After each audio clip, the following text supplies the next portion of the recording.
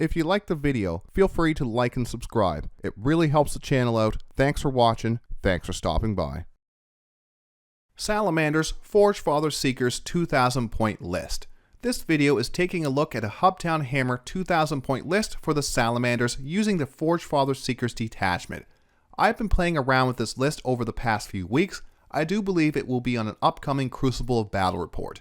I may end up adding a Razorback with Devastators after that recent Salamanders GT win. Next week's Flamestorm Friday, we will be taking a look at that list in our episode 1 of what's winning right now for the Salamanders. Today's list, we will take a look at the Army and Detachment rule with a final unit breakdown of why I chose these units in my list. This is my 2000 point Forgefather Seekers list. I've named it the Fire Drakes and it comes to 2000 points. Our Warlord is Vulkan Infernus.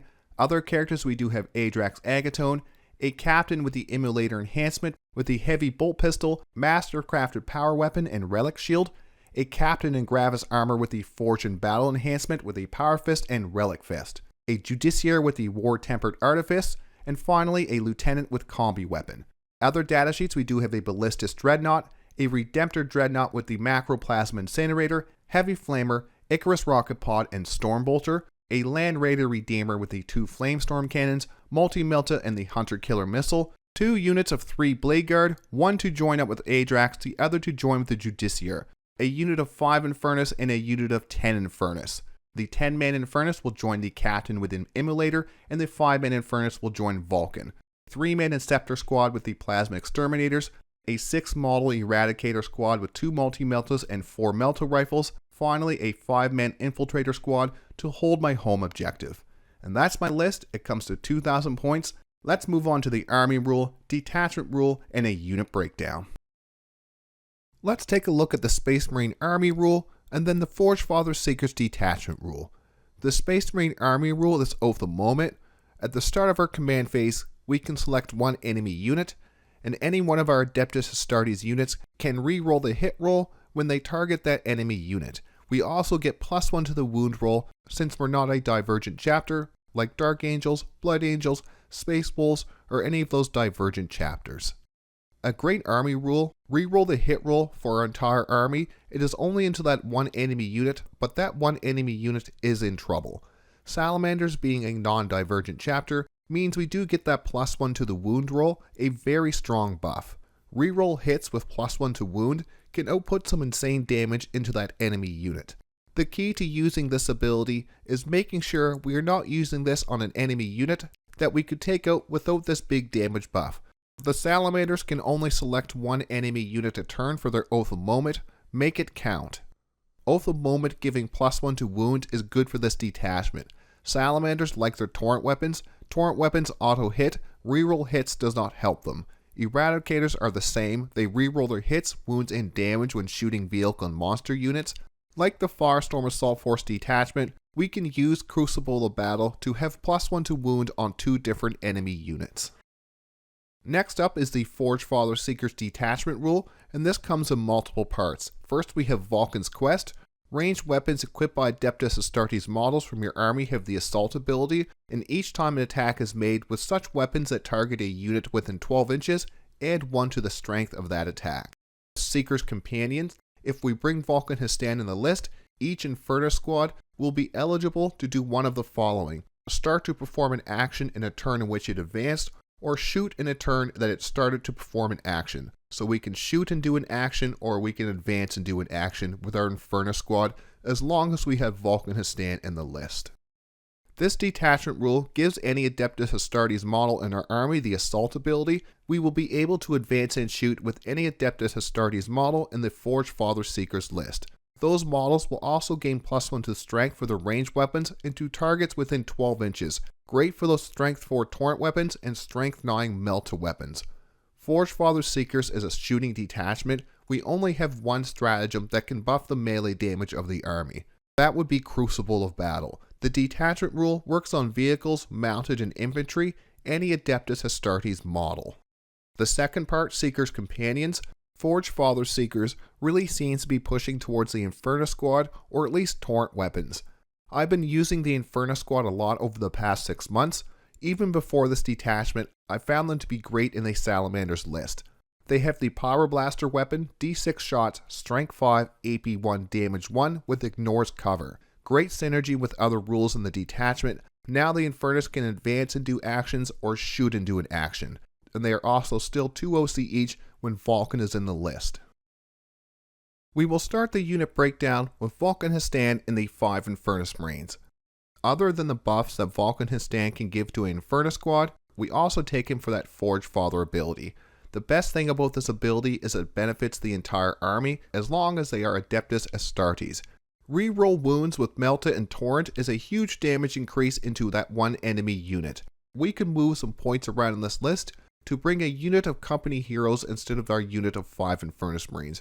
Right now I don't have any company heroes, so I'm just using some Infernus Marines. The 5 Infernus Squad will have their Power Blasters.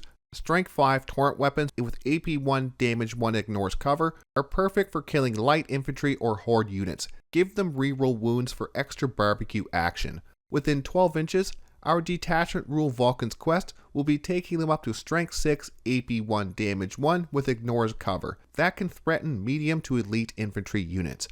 OC2 with a threatening Torrent weapon profile, these are fantastic in a Salamander's list. Vulkan's other ability, Seeker of the Unfound, we can select one objective in no man's land. When we have Vulkan Histan within range of that objective, he will be OC2, Leadership 5 with a 4+ Funeral Pain. This makes him really hard to take off that selected objective. Next up is Adrax Agatone and 3 Bladeguard. Forgefather Seekers does not have the Champions of Humanity enhancement. I decided to put Adrax with only 3 Bladeguard. Adrax and the Judiciar are my only real melee units. Adrax will give the unit reroll the wound roll from his Onto the Anvil ability. It is fight phase only though, as well as half the OC of enemy units with an engagement range of Adrax's unit with Lord of the Pyroclast. Adrax himself has 5 attacks, hitting on a 2+, Strength 10, AP 2, Damage 3, reroll wounds when he's leading a unit. I want to use his unit as a way to clear out any melee units who would get too close to my Flamer boys. The Bladeguard Veterans are one of the few infantry units with a 4+ invulnerable that are not characters or terminators for the Space Marines. It is a shame it was not a bit higher than Strength 5, and to tough targets these are not near as deadly. The Bladeguard are one, if not the best unit to attach to Adrax Agatone. Oath of Moment or Crucible of Battle will give the unit +1 to the wound roll. Great for a unit who can reroll the wound roll in melee combat. Adrax has a Torrent range weapon that will give him access to the Blazing Earth stratagem to add some extra 2 inches to an enemy charge. Armor of Contempt to add extra protection. He might be a good unit to rapid ingress out of reserves. No deep strike though. Either way, when he makes it into combat, the unit should be able to output some good melee damage. The Judiciar with the Bladeguard. The Judiciar will give the unit the Fights First ability, making this unit more of a move block, charge block unit. I put War Tempered Artifice on the Judiciar. Now it has 5 attacks, hitting on a 2+, Strength 10, AP 2, Damage 2, with precision and devastating wounds. I would like to keep the Judiciar unit close to my Immolator Captain with the 10 Infernus. Make them into a nasty speed bump when trying to charge my Immolator Captain. Like the Adrax unit, the Judiciar unit will have access to Crucible of Battle to add +1 to the wound or into the Oath of Moment target. A captain with a 10-man Infernus squad. The captain adds some fun things to the Infernus Marines. I added the Immolator enhancement, giving each Power Blaster D6 +1 Torrent shots. This 10-man unit has a maximum of 70 shots of hot fire. Reduce stratagems like Crucible of Battle or Immolation Protocols, or even the new Fallback and Shoot stratagem by 1 CP. We can use Blazing Earth to add 2 inches to certain enemy charges. One of my new favorite units in this detachment. Strength 5, AP 1 and Torrent with Ignores Cover. The Pyroblaster is why I like this unit. Most infantry Torrent weapons are Strength 4, sometimes AP 0 as well. Even the aggressors only have a Strength 4, AP 0 Torrent weapon with Ignores Cover. Strength 5, AP 1 Ignores Cover with Damage 1 gives the Infernus a lot more threat than it may seem at first. With Oath of Moment, reroll hits from Oath of Moment won't help the Infernus shooting. They have auto-hitting Torrent Pyroblasters. It will help them when they do get into melee. When we use them in a Salamander's list, we will have access to +1 to the wound roll from Oath of Moment. Within 12 inches, add +1 to the strength of the power blasters. Now these are Strength 6, AP 1, Damage 1 torrent weapons that can threaten anything Toughness 6 and under, and decent damage to anything Toughness 6 or higher, especially if it is the Oath of Moment target, giving us +1 to the wound roll. The Infernus Squad isn't the toughest unit, they do have a very dangerous Overwatch threat.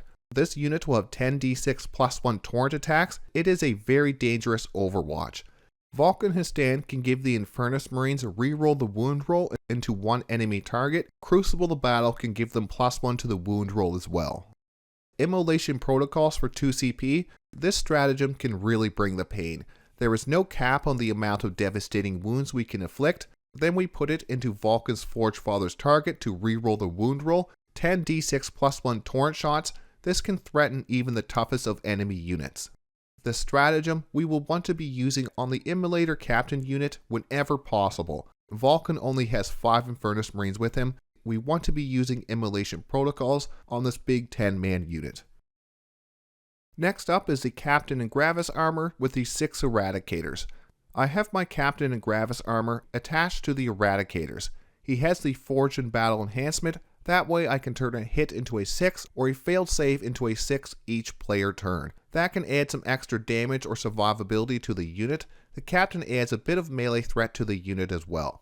I can also use Burning Vengeance for free with the Gravis Captain's Rites of Battle ability. I will start this unit inside my Land Raider Redeemer.